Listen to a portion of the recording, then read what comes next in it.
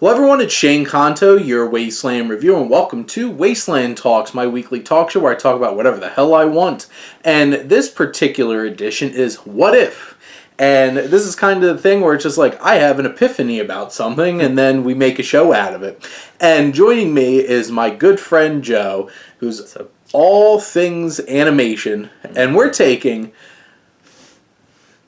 something that you would not expect. We're taking a Disney animated movie and making it live action. Yeah, and I think it actually started when we were on Instagram. We just saw a meme and we were like, let's just riff this. Yes.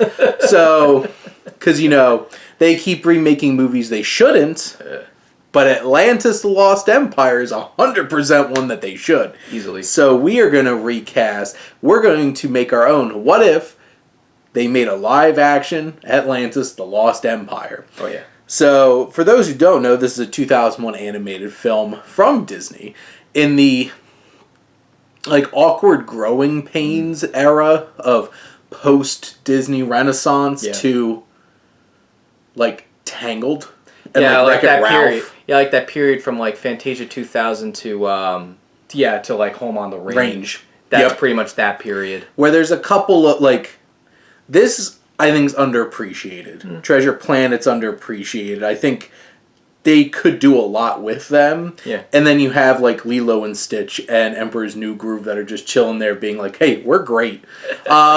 So that's the thing too, because we saw it recently, right? Yeah. And the movie is not bad, but there's a lot of flaws in it. But there's a lot of passable movies that get a lot of praise and a lot of sequels. That Atlantis the Lost Emperor, I think, had the makings to just improve on it, whether a TV series or even just a remake. I see it has the potential to make improvements. This one feels like one of those movies that you make into live action that should be 2 hours. Yeah. Why did The Little Mermaid need to be 50 minutes longer than the animated movie? And creepier looking. Yeah. I can't watch any of the clips online because they just the fish look like fish, and I don't watch The Little Mermaid to watch fish, Come on. I don't know. In the animated one, Flounder is certainly not a flounder, and he's certainly not a flounder in this one either, because then it would actually scare children. Because flounders are ugly. They are. They're ugly fish. Yes, they are. Got the two eyes on the side, right? Two eyes on the same side, and they're just flat. They're all those characters from SpongeBob are flounders. Yeah. Where they're just straight up and yep.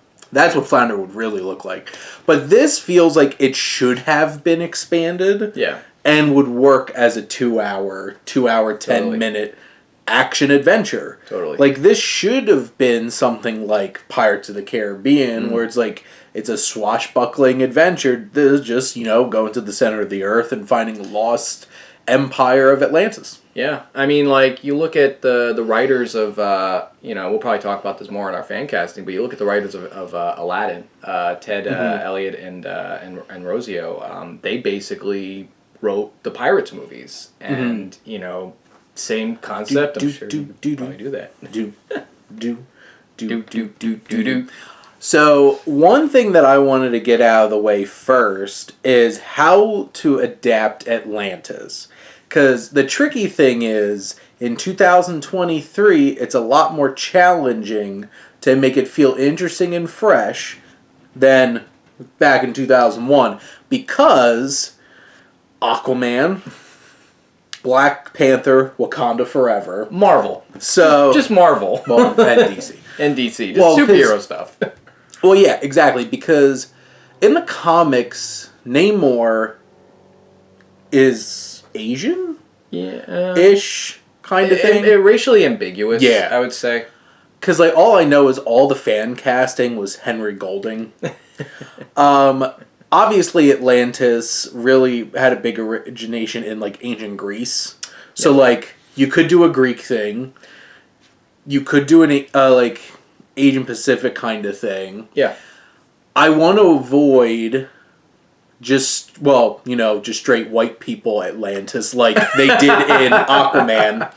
And then I want to avoid any Central or South American influences because they already did it in Wakanda Forever. That's interesting. So I specifically, in my head, was thinking more indigenous people of like the United States kind of thing. So like that's where my head was at when I was casting who I was going to put in as. Really, there's only 2 significant characters from the actual Empire. Yeah. So we'll talk about them. But that was just something, that's what was going on in my head. I'm glad you brought that up, because when doing my fan casting, I was thinking about that too. I was like, racially or just like, continent-wise, Atlantis is supposed to be somewhere in my understanding, in the Atlantic. Correct. Somewhere just plopped in the center. Exactly, in the Atlantic. And, I just figured my fan casting's a little bit more diverse on the Americans, on the people going to Atlantis. I just went with white people for the folks in Atlantis, just because, to me... Well, here's the thing. Yeah.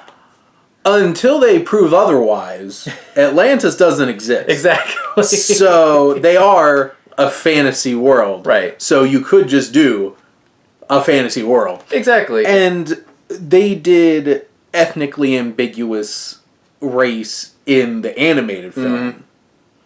But, cast white voice actors. Because, they got Leonard Nimoy. So, that's some great casting. So, it really works. It did. But getting things started... So, directing this. Yeah. So, my idea is based off of what these two directors did recently. And they could bring the humor in. I feel like for this movie, they might have to rein it back a bit, but still have fun with it, is John Francis Daley and Jonathan Goldstein, who did D&D. Oh! I thought they would be a fun pair, because I love Dungeons & Dragons, and I feel like they're nerdy enough easily to really appreciate this project and do it right. Oh, yeah. Because, John Francis Daley, I really liked in Freaks and Geeks when he was a kid. But, they co-wrote Homecoming. They made Game Night. Love Game Night. And D&D, I'm like, wow, they could do, the big studio kind of thing, and more people should have seen Dungeons & Dragons. Yeah. Go log into somebody's Paramount Plus right now and show this movie some love. And not only that, to go off of that, that's different from what I chose, but why I think that I'm actually kind of glad you chose that was that they write well. The problem I had with the movie Atlantis: The Lost Empire is that it has kid pacing times 10. Yep. I mean, stretch it out. Just really stretch it out. For context, we saw Princess Mononoke right before seeing... Literally right before him. Probably the worst thing to do, because you see a movie that's so in-depth with all of its characters, its lore, and then you jump to Atlantis. In the first 15 minutes, they're in water fighting the Leviathan. Yeah, legitimately an hour and 35-minute film, and within 15 minutes, they're already in, big set pieces down in the middle of the center of the earth kind of thing. So, the kid pacing thing is a lot. And the thing is, D&D is a good 2-hour-something-minute movie that had really good pacing to it, but was able to establish a whole bunch of things. So I think they can handle it. So that's where my head was. Who were you thinking? Well, it's funny. You went with someone to have more comedic background. I decided, and let me tell you about a guy named Travis Knight. Travis Knight, he founded Leica Animation. Stop-motion animator, and then he eventually directs Kubo into Two Strings.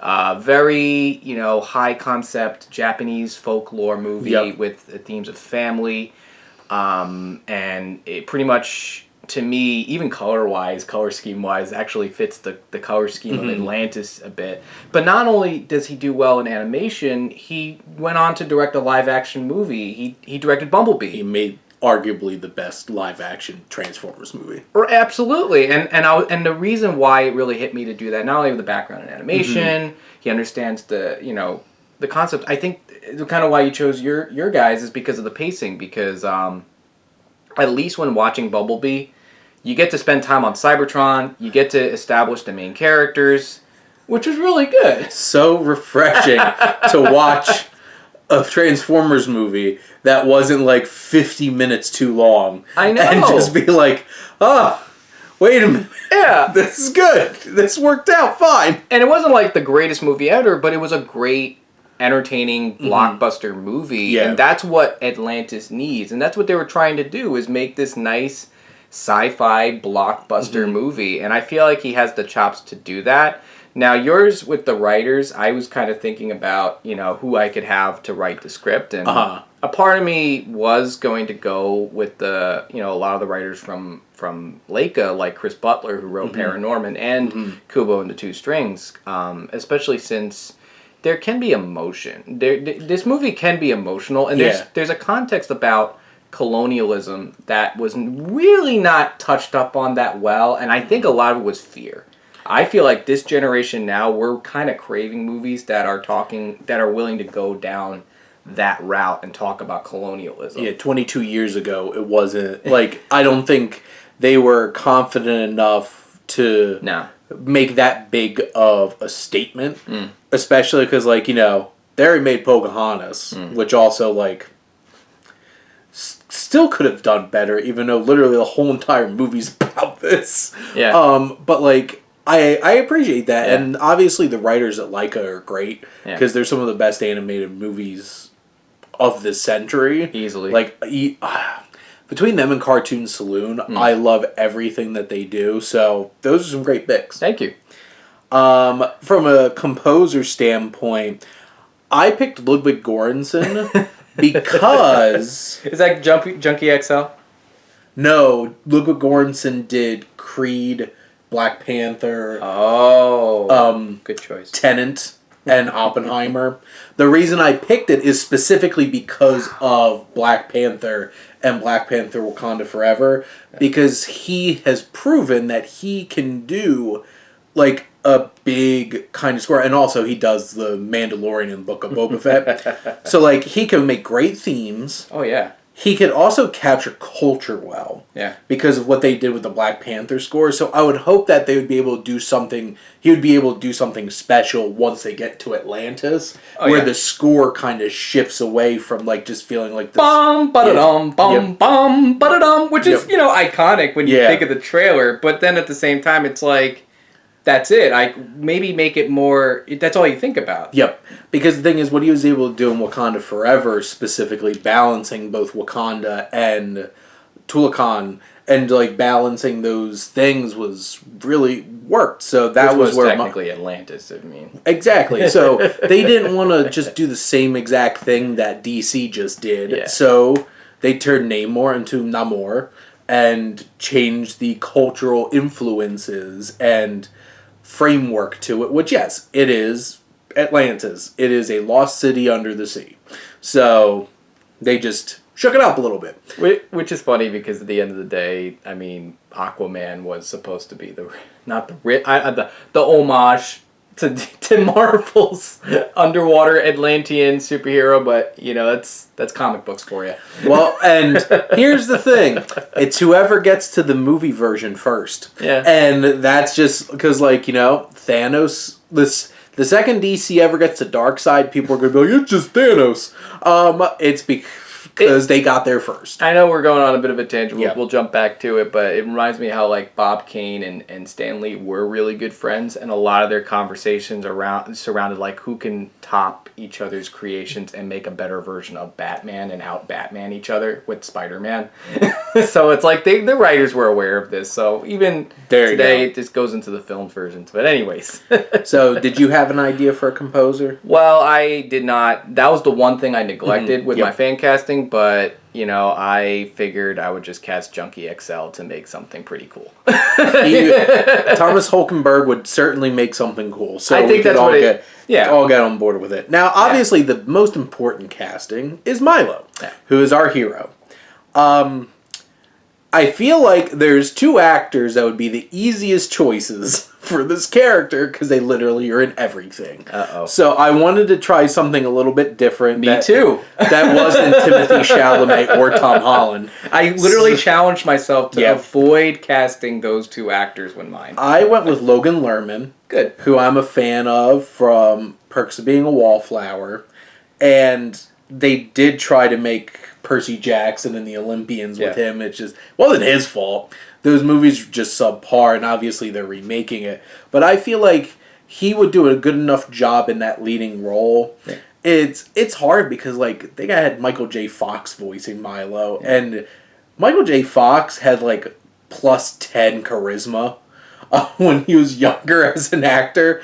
It'd be interesting if they made this when he was young enough where he could have played Milo. Yeah, it's so weird. I think he would have been great. Oh yeah. It's just a matter of like, making this today. I think Logan Lerman, would do a fine job, and I probably put more effort into everybody else, but I think, you know what, he could go in there, because Dylan O'Brien was the Maze Runner kid, right? Yes, I think so, yeah. Logan Lerman and Dylan O'Brien kind of feel interchangeable at certain points. A little bit. But I like Logan Lerman, and I think he would do a fine job. Well, since we were on the idea of like the original Atlantis having a mostly white cast for their film, I was trying to challenge and put in some more diversity into my casting so that we give more actors opportunities. And the one actor that I think actually would fit well is going to be the new Doctor Who Ncuti Gatwa. Yeah, nice. He was originally in Barbie. He played one of the Kens. Yes. But I really thought about... just Ken. That's best Academy Award, seriously. But anyways, my reasoning was when you think of the character of Milo, you think of somebody who is, he's a nerd, but when the story requires, like when he needed to stand up and save this town, he became a bit of a badass. I wanted someone, and I think a Doctor Who as a character, is a scientist, nerdy type dude who basically becomes a badass when the story requires. And I felt a little promised with what his acting range was. I mean, we don't know what he's going to be doing in Doctor Who, but a part of me was thinking, I've seen some minor material where I like his charisma, where I think he has a good future ahead of him, and a movie like this could kind of project him into the right direction. I love him in Sex Education, and he did, along with everybody else, did really great jobs as their Ken or Barbies in Barbie. So that's an interesting choice. I like that. I think he'd be more fun than Logan Lerman. But, Logan Lerman's here to anchor this movie down. So the next two that we could talk about these two together is Rourke and Helga. Yeah. Who, I had such a hard time casting these two. Surprise, surprise, they turned out to be bad people. I had a hard time picking a regular actress to play Helga. Yeah. Because I was trying to think of somebody who fits that build and would legitimately be scary looking. I think you like mine then. So I went into the realm of professional wrestling. Oh. And cast It was either Charlotte Flair, who I was thinking potentially, but I went with Rhea Ripley. Wow. So if you don't know who Rhea Ripley is, aka Mommy, you could just go on Twitter and see all the thirst traps everywhere.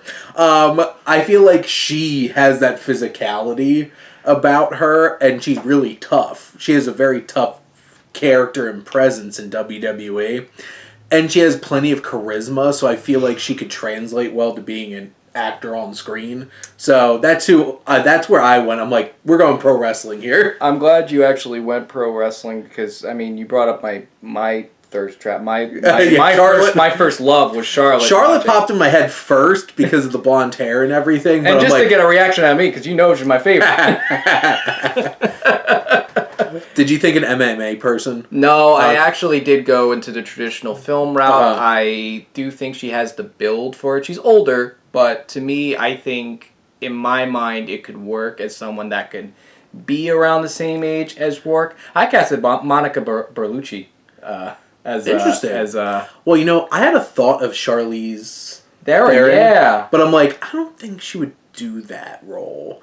Unless they built it up more, because let's be real here, Helga's not really a deeper dynamic character, and she really is second fiddle to Rourke anyway. Yeah. But that's an interesting choice. Because I was thinking about Matrix. I was thinking about Matrix Reloaded and her role in that movie. Certainly get people's attention with Monica Bellucci. Exactly. She's sex appeal, and I do think, we need some sex appeal. Throw it in there. And she's still hot, man. She's still killing it. She was a Bond girl who was actually age appropriate. Yeah. But, that whole storyline in Spectre was a little weird. You know, husband just dies, Bond sleeps with her. But you know, that's Bond for you. He is not a good person. I hope you all know that. Never look up to, never become your heroes. Yeah, don't have James Bond as your hero. That's probably not a good choice. Don't make him your role model. No, he's not a good role model.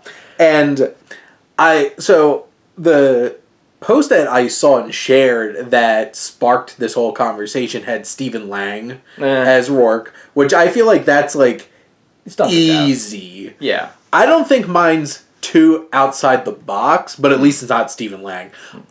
Is Josh Brolin. Okay. Because like whether he's Gurney or Cable, I feel like he certainly has the look and the toughness to him. Yeah. And like I'd be intimidated by him. Yeah. And he should be. But he also is charismatic. And Rourke has to like play that for a while before he shows off of like, yeah, I'm not a good guy.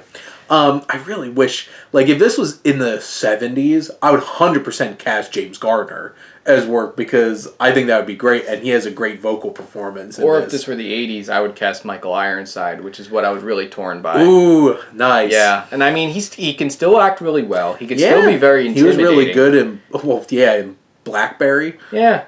And that's why I actually decided, like, if we're going for Rourke to be older and, you know, maybe physically menacing, not someone that can kick someone's ass, I think, you know, they might have to maybe surround him with more people around him and kind of go out of the route of being like you know, like... Well, we can make those changes because, you know, this is our movie. It's our movie. That's why I figured it could work if you have Michael Ironside be the big baddie, but then I also considered, and maybe it's just because I love this actor a lot, but I was like, you know what? Let's make Glenn Howerton Rourke. He's getting older. You know? Yeah, and... Well... We'll talk about this offline, but I need to talk to you about that season finale. We do. Yeah. Oh, man. Talk about intimidating, right? Well, that's the thing. Glenn Howerton could do it. Yeah. And, like, if he really wanted him to be more physically imposing, I'm sure, like, he could put in some work. He could just work out with Mac. Yeah. and he'll be better. Cultivate mass, you know? Yeah, cultivate mass. But that's a good choice because he can play such a good villain. Yeah. Or and just a generally intimidating person. Yeah. And the thing is, too, about Rourke is that the problem with the character, and this is why, you know, they were kind of sidelined, is that their motivations were just money and fame. Money. Whereas you've got Glenn Howard, you got the character from Always Sunny, he always established that he likes power. If we go on a way of developing the character where it's not just about money, it's about being powerful, and then relating it to the idea of the colonialism, where it's just this idea of just taking over and just not necessarily the conquest aspect of it. To me, I think he has that, you know, sociopathic tendency to make it really chilling, you know, for, you know, a family film, enough for that to be, you know, an engaging performance. I think that's an interesting choice, and especially if you're framing it that way, I think that does really work. I lead power. Thank you. Thank you. So, Professor Whitmore. So, if he's still alive at the point at which we would be making this movie, I put Len Cariou. Okay. I thought, like, he would be a fun... I totally would have cast John Mahoney, actually, if he were still alive, because I think he would actually be a really good choice for this, but unfortunately he passed away.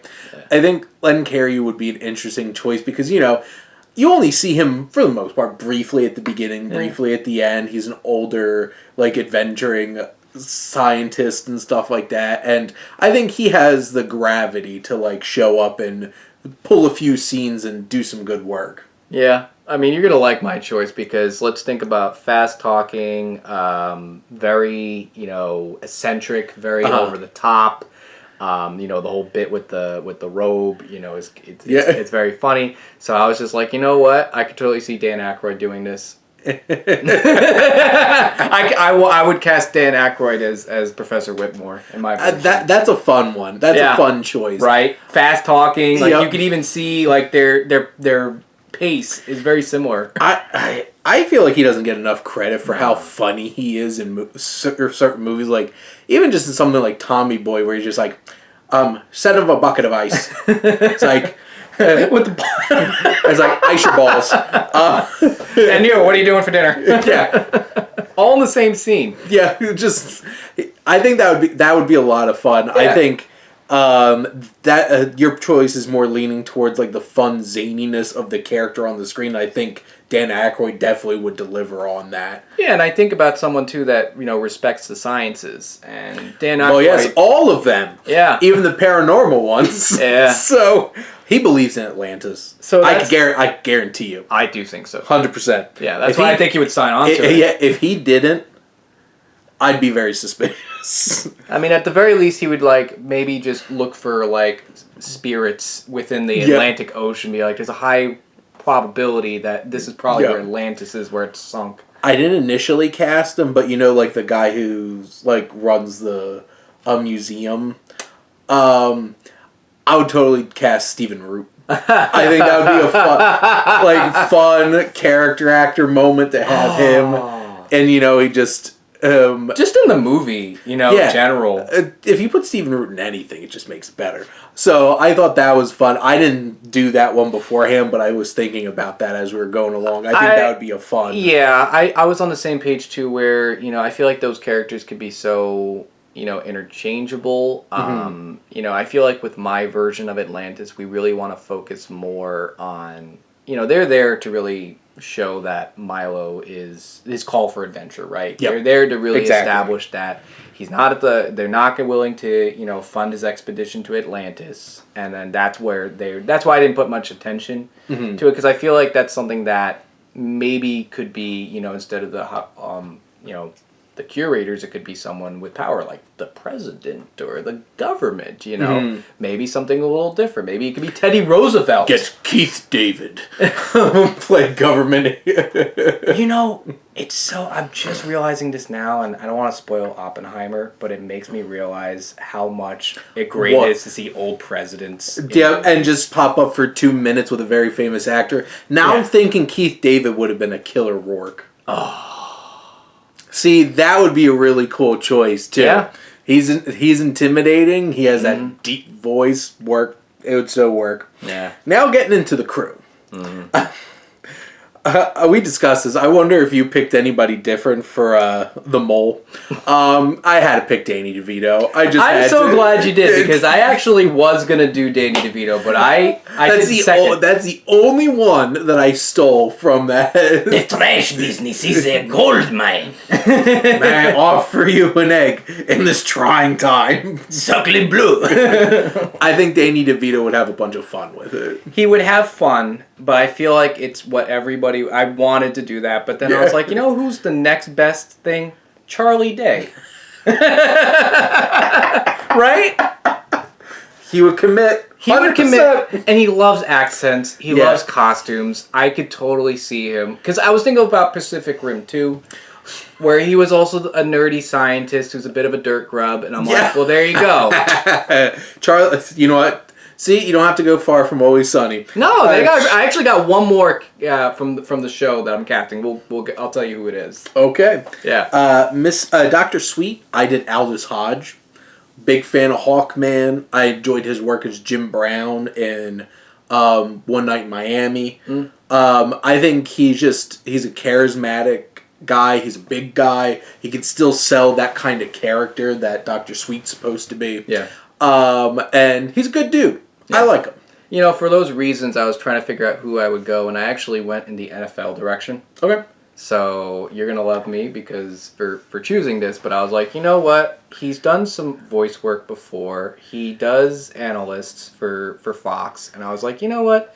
Let's just cast Michael Strahan. And the reason why is, Dr. Sweet is a character. He's a badass, but he's also a doctor. So he's giving out fast pace. Should have just picked Terry Crews. I know, but that's the thing. It would have been so obvious to choose Terry Crews. But I was like, you know what? I like Strahan. I like his analysis, and the way he delivers analysis, I could see with him delivering, sciencey, doctor, advice on fixing your spine and all that fun stuff. That's why I was like, I could see Michael Strahan. It's an interesting choice. Yeah, I went for a more funnier approach, and he seems Like he has charisma. Vinny.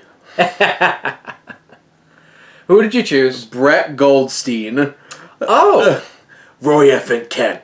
I want him to have that mustache, and I want to hear him do an Italian accent. And I want him to have fun with it. Because I feel he also has, like, the damn deadpanness of Vinny and stuff like that. I think that would be a fun bit of casting there. And he also has, like, surprising emotion to stuff, and you wouldn't expect it from just this deadpan mustachioed man, but I think it would be a lot of fun, that pick. I mean, I was very basic in choosing an Italian-American actor for this role, where I was like, you got guys who are in the business who are like very not stereotypical, but like also play him like characters, and it's an action movie, so and sci-fi, so I was like, just throw Frank Grillo in there, put a mustache on Frank Grillo, and I think it'd work. There you go. The thing about Vinny is that the material, he's got great material. Anybody can make it work. Yeah. I think Frank Grillo can make it work. That would be an interesting one to see if he does make that work or not. The Italian-American actor I was thinking was Bobby Cannavale. I think that would be my second choice too. Yeah, I think he would be just he's the maid of honor. Never the bride. Poor Bobby Cannavale. I think he would be a lot of fun with that, and shame on me for not giving representation to good Italian-American actors. I mean, I could totally see, now I could see Bobby Cannavale doing the whole bit with I've made a bridge and it took me, like 10 seconds. Audrey, I went with Isabella Merced. Who was Dora in the live-action Dora the Explorer movie. Oh, okay. And she's also going to be Hawkgirl, apparently, in the new Superman movie. Oh! So... Awesome! She got cast the same time Nathan Fillion got cast as Green Lantern. Wow. That's great. But yeah, that's awesome. I really liked her, because I was trying to... she's the role that's obvious to get, like, a young actress in there and have some fun with. So I think that would be a fun role with her in it. We've been like very consistent, which I'm really glad. That just shows just how long we've been friends. Knowing like why we're thinking about we did not consult at all. We went in blind on this one because it would be more fun. Exactly. I was like, how cool would it be? Like we get our turn with reactions when we're saying this. Because like that's what I was thinking about with Audrey was like I want an actress that's young but spunky and someone that essentially is it's fun because to see. If this is 20 years ago, this 100% would have been Michelle Rodriguez. Oh yeah. Like easy. Like done. Easily. And the thing is too, it complements Milo. I feel like of all the people that Milo is closest in the crew, I feel like there's a great relationship between Milo and Audrey. And I actually decided to go with a Disney alum. I'm going to murder her name. Olali Carvalho, I think it is. She played Moana. Oh, nice. I specifically wanted to find a younger Hispanic actress, and originally all the choices I had were like Michelle Rodriguez. They were too old. Yeah. But I was like, let me go think about this one a little bit longer. And I was like, you know what? She's done Disney before, and she knows this material well. She would probably get casted if they ever remake this movie because she has familiarity with the material, and she's coming a long way. She's got. She's doing pretty well. The question, they're not picking her to be Moana, right? They're picking somebody else. Probably, yeah. The Rock's definitely going to be in it. 5 years later. You taking our thick boy demigod and then just making him The Rock. It's like, Rock, get one of your cousins. Seriously. Yeah, right? Yeah. So these two kind of go hand in hand because they're like the older ones in the crew, Cookie and Mrs. Rackard. Yeah. So I love Jim Varney so much. And this is a hard one. You chose Bob Clark, didn't you? Who? Or Greg, with the guy who replaced him in Toy Story. Oh, you know what? That would have been actually an interesting choice. I picked William H. Macy. Oh. Because he's 76. Yo. And he kind of looks like him, on Shameless. That's what I was thinking. I imagine him, like, full bearded out, a little crazy, have some fun with it. Yeah. So I picked William H. Macy. Yeah. And I picked Lily Tomlin for Mrs. Rackard. I could see her being cranky old lady character in this. It's so funny you say that because, like, for one, you can't replace Jim Varney. I feel like he's such a special cast that the actor who replaced him on the Toy Story movies, they just try to find somebody who really sounded like him, and he's great in a lot of the Happy Madison movies. Like, Edu Dabodu, from Waterboy. Yeah, Rarubidu. He sold out how That's why I decided to go with for my cast for Cookie. Something Clark. I forgot the first name, but great. Oh, did you pick him? I did pick him. I think Cookie, it's Blake Clark. Blake Clark. That's what it was. I had him cast for Cookie. But for Rackard, it is Blake Clark. Yep. I took a different approach. And I decided to make her a little younger. Okay. And someone that can give a very funny, deadpan, and interesting delivery. I went with Artemis Pendantius from Always Sunny. Which is that? Is that Mac's mom? No. That was my second choice for her too. Because honestly, that would work really well. It would work really well, but Artemis is the one. She's the best friend to Dee. And she says some of the funniest crap on the show. Oh my god. Are they going to go bowling? Yeah. So that's why I decided to go with that. That works. I like that. Just because I want to do something different. I was just waiting for you to say where you put Rob McElhenney in here because you had one other Always Sunny person. I wish I could. I don't think you really fit. The problem with Mac is that he's so unique in that he really can't be a lot of I can't cast him for a lot of fan casting stuff. Yeah, you know? I don't think he would fit in this movie, but that's a fun choice going outside the box with that. Yeah. Go more for the personality. Oh, easily. Instead of because obviously what ran through my head is I need an older actress. One who would be fine doing a small character actor role like this. It might be hard at this point because Lily Tomlin's popping up in a whole bunch of leading roles and stuff like that at this point. But I think she would be a fun time. Yeah. Now the last two would be the King and then Princess Kida. Yeah. From actual Atlantis. And like I mentioned before, I went Native American, indigenous people. Went with Wes Tootie as the King. And Amber Midthunder from the movie Prey. Oh. The new Predator movie. Okay. As the princess. I think there would be obviously Wes Tootie just has that presence. And it would be great in that role. Yeah. And he has that deep, gravelly kind of voice that would kind of feel close to how the King is in this. Because, it's what Leonard Nimoy sounded like at that point. Yeah. And I loved her in Prey, and I think she'd be a great choice for that character. Yeah. And I would imagine them doing more with her. Yeah. Where she actually gets to do a little bit more physically and stuff like that. Because that's the thing. If you're making live action, expanding the runtime, there's places for you to expand and give some opportunities to some of these characters to have a little bit more. And I'm glad you did that because that was kind of what I was torn about with Kida. It was for one, I wanted to think about ethnically, what are we gonna do with Atlantis? It could be anything. It's fantasy. It's how do you kill a vampire? It could be anything because they're not real. Same thing with Atlantis. You could pretty much make up your own crap as you go. Yeah. I did originally cast Anya Taylor-Joy as Kida. It makes sense. It's the basic choice. I feel like she's got that weird, I feel like with that light scene, I feel like she could give that exposition. Yeah. She's totally into doing weird stuff.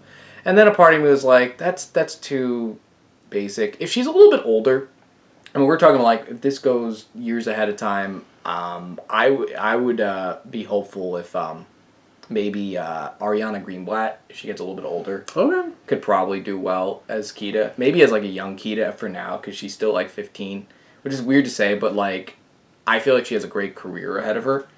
She was just in Barbie. I didn't realize she was also in Avengers as young Gamora. Yeah, she was. Yeah. And that's the thing, because I thought this was true, because Anya Taylor-Joy is part Argentine, and so she is ethnically ambiguous. That's why I was it would just make sense to cast her. And big ass eyes. Yeah. Just stare at you. that was kind of my thing. Either we just choose someone that looks weird, Because like Kida is just kind of like this. She's spunky. She's fun. But the thing about her is that when this story, like with the whole thing with the light, you have to carry that. Yeah, that's what at that point. And it's a very that's like the peak of the movie. That's like the visual peak of the movie, and I feel like they gotta like get some. And she's got experience to do that. For the king, since we're gonna go off of just whatever, I was like, just throw Willem Dafoe in it. Make Willem Dafoe the king. Let's make Willem Dafoe the king. Let's just do it. Because listen, Willem Dafoe does not give a Can I curse? Sure. Willem Dafoe does not give a shit, right? He's doing anything. He's living his best life. He's playing some kind of Frankenstein type in Yorgos Lanthimos' new film, Poor Things. He's like this deformed, and he could slip back in doing the Green Goblin whenever you need him and feel like he never stopped. Like, that was one of the best things about No Way Home was, like, he was still intimidating and still so committed to it all these years later. And no de-aging. He said specifically, I did not want to be de-aged for the movie. And you actually don't notice any difference at all from 20 years. That's the thing, because, like, I don't think him and Alfred Molina necessarily needed to, like, de-age them. Because, like, they were already middle-aged at that point. They just look slightly older now. So, like, whatever. It's like a slight touch-up, too. Like, save the money and just trust your audience to realize, we get it. It's 20 years later. Just tell them we got Defoe, and that's all you need to hear. You don't need to hear about, putting de-aging technology on it. Because, like, if they didn't just do it in Little Mermaid, I think Javier Bardem would be an interesting choice. Yeah. But, like, they literally just did that in Little Mermaid. And I feel bad. You got to give the guy a break, He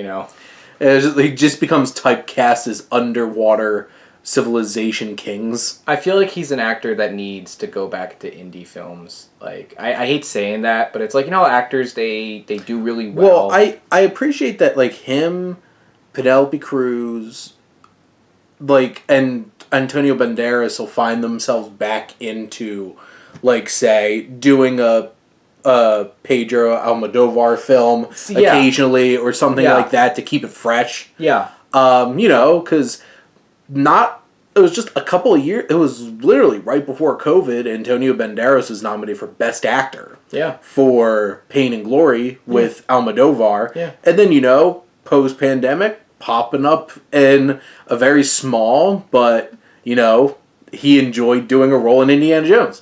And he could do, and rumors Puss hearing in that... Boots, SpongeBob. That's why I love Antonio Banderas. Seriously. He could do anything.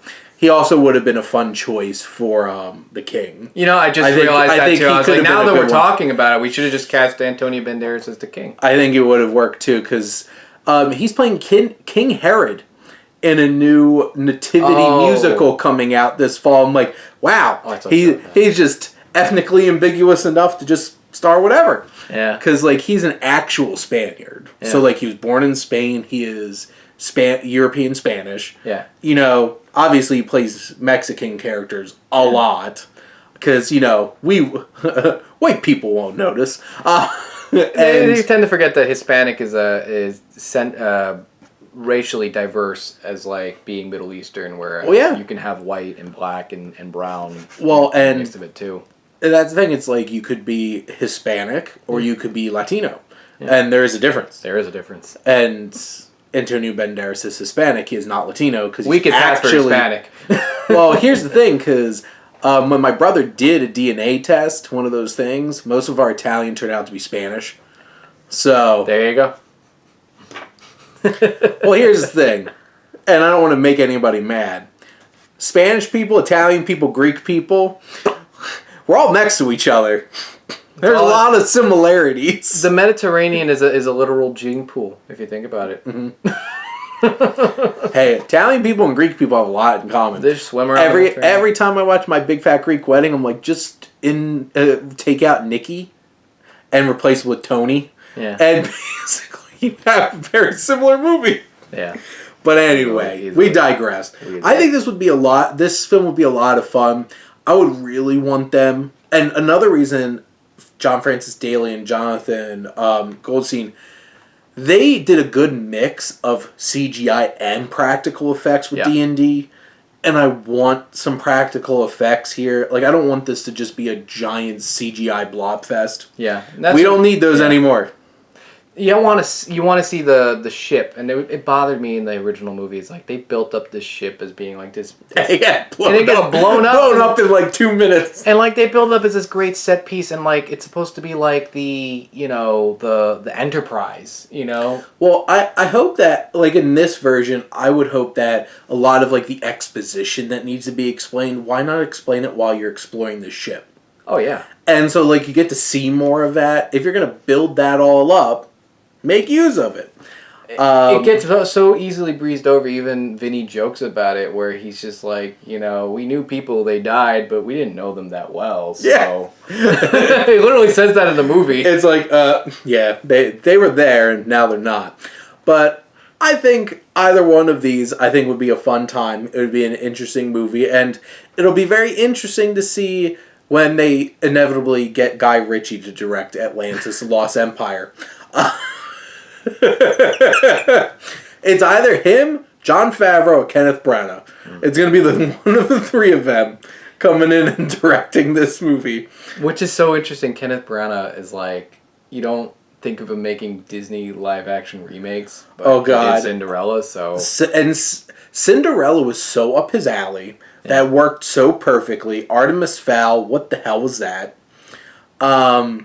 He has his... Perot. Down payment on a new boat. He has his Perot films that work decently enough. He's got grandkids to get through college. Let's make Artemis Fowl. So Artemis Fowl. It's just there's a lot of obviously Disney has some of their go-to directors that they're going to, or David Lowery. Like you have David Lowery, you have Jon Favreau, you have Kenneth Branagh. And you have Guy Ritchie, who are making most of these live-action movies at this point. So, yeah. We'll see. No, it's interesting with David Lowery, too, now that you bring him up. He's always been one of those filmmakers. When he did Pete's Dragon, it was a good movie. And then he does A Ghost Story. And then he does The Green Knight. All movies that are really his own distinct voice. He has a thing for, like, mythology and folklore. And then Peter Pan and Wendy. I didn't even bother. It just... They made some bold choices, and said bold choices made me root for Captain Hook. Oh. And I'm like, I don't think you thought that through very well. Because I honestly was rooting for Captain Hook against Peter. Not necessarily Wendy, but Peter, definitely. He's the literal definition of the death of childhood. Why would you want to root for him in a movie all about childhood? I won't spoil it on here for all of you who haven't watched Peter Pan and Wendy who really want to watch it, but we'll talk about it in a second. But those are our thoughts and our ideas for what if we get that live action Atlantis Lost Empire movie. This is probably the most... the other one is not realistic at all because John Carpenter's never going to make a Resident Evil movie at this point. This is realistic. I think this is going to happen eventually. I think so too. Because they have to, because they're going to run out of other ones. And they're just not going to stop unless they realize that these movies really aren't making the money they need to. Like, Barbie just passed Little Mermaid already. Yeah. At the box office. It's passing a lot of movies. In less than 10 days. I mean, yeah. Yeah. So, I don't know. Maybe you should pick the Black Cauldrons of the world, pick the one, like, Atlantis that didn't quite work, and you can improve them. Don't keep taking the ones that did really work and then trying to, make almost a shot-for-shot remake like Lion King, but then the choices that you chose not to be the same make horrible decisions. Or not only that, I was thinking about this, why do they have to be live-action remakes? Why not just do it with the new the CG animation we have today, where Could be. I thought about Robin Hood. I guess technically... I mean, Lion King is. It's an animated movie. Yeah. But, like, Robin Hood could work in the same animation style as Zootopia. Could easily be done and make more money than it did back then. I have another feeling about that. I just think we don't need any more Robin Hood stories. But, that idea works. Or Great Mouse Detective. See that done in animation again. Oh, I had the perfect idea for Ratigan. That's going to be for another video. Yep. Next time when we remake... The Great Mouse Detective. Oh, I had somebody, and I'm trying to remember who I had in mind. But anyway, Joe, thank you so much for coming on and remaking Atlantis Lost Empire with This me. movie's gonna gross $100 million first opening day. Bada boom. But thank all of you out there for tuning in and always supporting your Wasteland Reviewer. Take care, guys.